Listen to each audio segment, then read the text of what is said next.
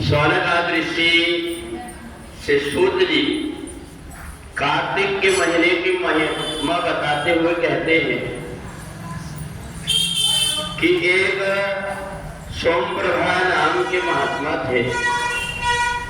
वो हमेशा चंद्रमा को देख करके प्राणायाम करते थे और उन्हें सब प्रकार की सिद्धियां हो गई थी, परंतु उनका ध्यान नहीं लगता था। परमात्मा के दर्शन करने की इच्छा थी, वो पूरी नहीं हो पाई, बड़े दुखी हो रहे थे। उस समय पर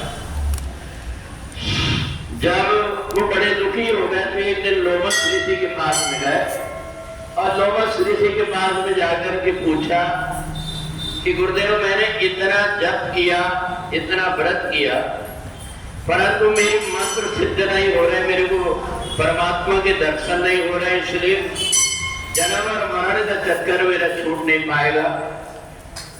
लोमस ऋषि ने आंख बंद करके देखा, कहा राजन, पहले जन्म में तुम राजा थे और तुम्हारे ऊपर कई प्रकार के पाप लगे हुए हैं, इसके कारण तुम्हें परमात्मा के दर्शन नहीं हो पा रहे।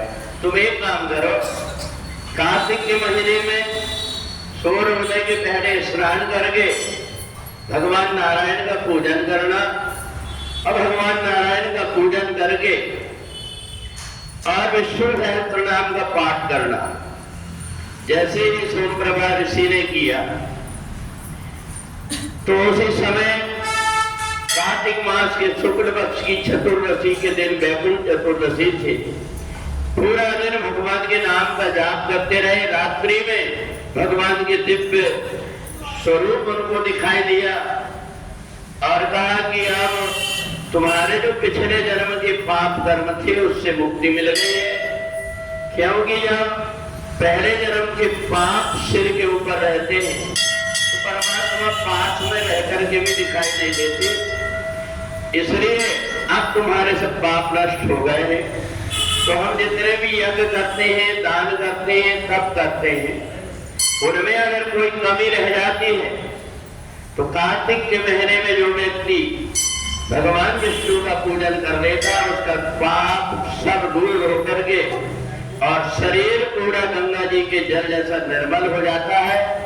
तो कैसे भी पाप हो, जो व्यक्ति कार्तिक के महीने में भगवान नारायण का पूजन करता है उसके सब प्रकार के पाप नष्ट होकर के परमात्मा की भक्ति प्राप्त होती है। बोलिए सच्चिदानंद भगवान